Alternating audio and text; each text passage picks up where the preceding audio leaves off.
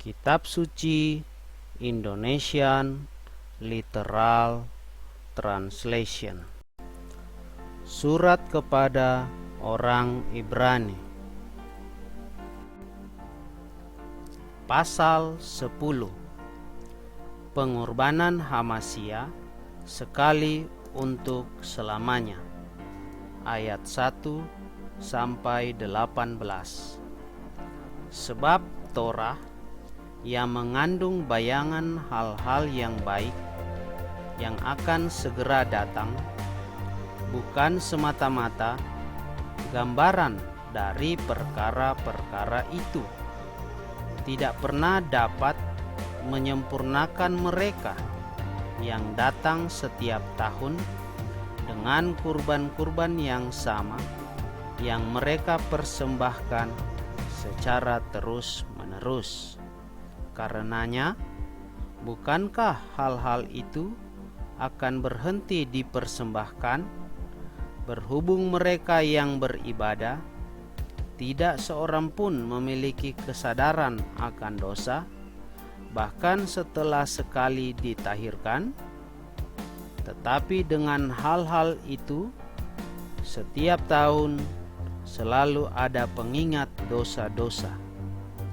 Sebab mustahil darah lembu jantan dan kambing jantan menghapuskan dosa-dosa. Karena itu, ketika datang ke dunia ini, Dia berkata, "Kurban dan persembahan sajian tidak engkau ingini, tetapi sebuah tubuh telah engkau sediakan bagiku. Persembahan bakaran dan persembahan penghapus dosa tidak engkau pinta." Lalu aku berkata, "Lihatlah, aku datang. Dalam gulungan kitab telah tertulis tentang aku, untuk melakukan kehendak-Mu, ya Elohim." Ketika di atas mengatakan kurban dan persembahan sajian dan persembahan-persembahan bakaran dan persembahan penghapus dosa, apa saja yang dipersembahkan berdasarkan Torah tidak engkau ingini, bahkan tidak engkau pinta. Lalu Dia berkata, "Lihatlah, aku datang untuk melakukan kehendak-Mu, ya Elohim." Maka Dia meruntuhkan yang pertama, supaya Dia dapat menegakkan yang kedua, yang dalam kehendak-Nya itu kitalah yang telah dikuduskan melalui persembahan tubuh Yeshua Hamasyah sekali untuk selamanya. Dan sesungguhnya setiap imam berdiri tiap-tiap hari untuk menyelenggarakan ibadah dan berulang-ulang mempersembahkan kurban-kurban yang sama yang tidak pernah dapat menghapuskan dosa-dosa. Namun Dia, sesudah mempersembahkan satu kurban karena dosa-dosa, Dia duduk di sebelah kanan Elohim untuk selamanya. Selebihnya, sambil menanti sampai para musuhnya telah diletakkan sebagai tumpuan kakinya. Sebab oleh satu persembahan Dia telah menyempurnakan mereka yang dikuduskan sampai selamanya. Dan Roh Kudus juga memberi kesaksian kepada kita, karena bersamaan dengan itu Dia mengatakan sebelumnya, "Inilah perjanjian yang akan aku buat dengan mereka sesudah waktu itu." Yahweh berfirman, "Seraya memberikan Torah-Ku ke dalam hati mereka, Aku juga akan menuliskannya pada akal budi mereka, dan Aku sekali-kali tidak akan mengingat lagi dosa-dosa mereka dan kejahatan-kejahatan mereka."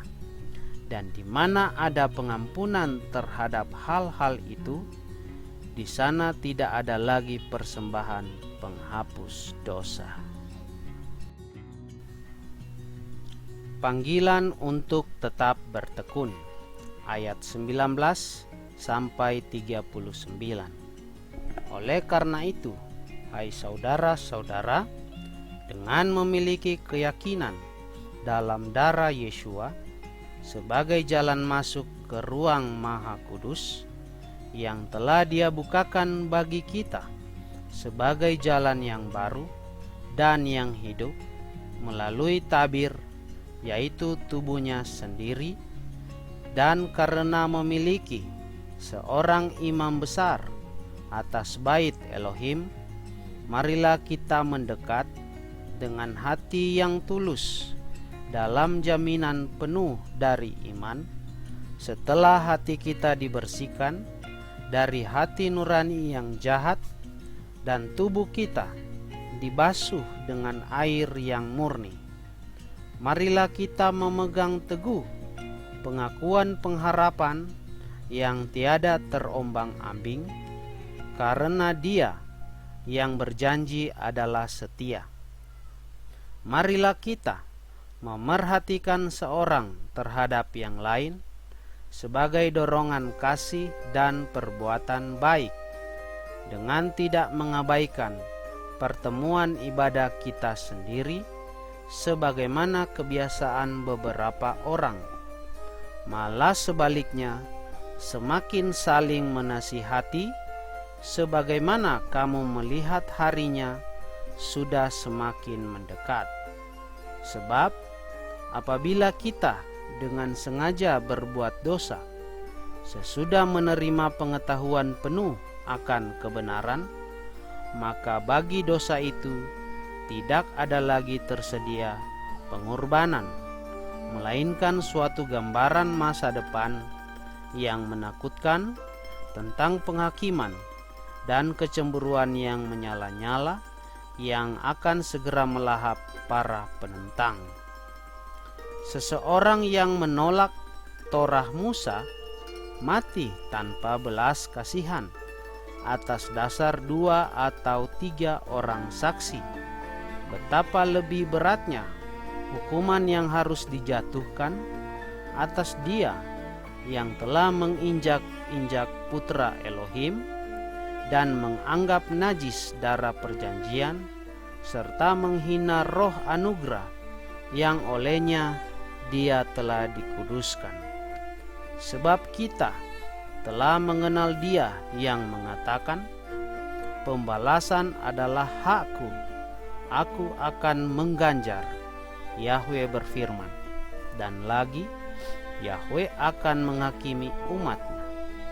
Mengerikan jika jatuh ke dalam tangan Elohim yang hidup. Namun ingatlah hari-hari yang lalu yang di dalamnya setelah diterangi, kamu tabah menanggung banyak pergumulan penderitaan. Di satu sisi dalam hinaan dan juga kesukaran ketika dipermalukan, di sisi lain ketika menjadi sekutu mereka yang diperlakukan sedemikian. Sebab kamu juga telah bersimpati denganku dalam belenggu-belengguku, dan kamu menerima dengan sukacita ketika milikmu menjadi jarahan, karena mengetahui bahwa dalam dirimu sendiri ada harta benda yang lebih baik dan yang lebih menetap di surga. Sebab itu, hendaklah kamu tidak membuang keyakinanmu, karena ia mengandung upah yang besar. Sebab kamu memerlukan ketabahan, supaya setelah melakukan kehendak Elohim, kamu dapat menerima janji itu. Sebab tinggal sedikit, bahkan sangat sedikit waktu lagi, Dia yang datang akan segera tiba, dan Dia tidak akan menunda. Tetapi orang benar akan hidup oleh iman, dan jika dia murtad, jiwaku tidak akan berkenan kepadanya.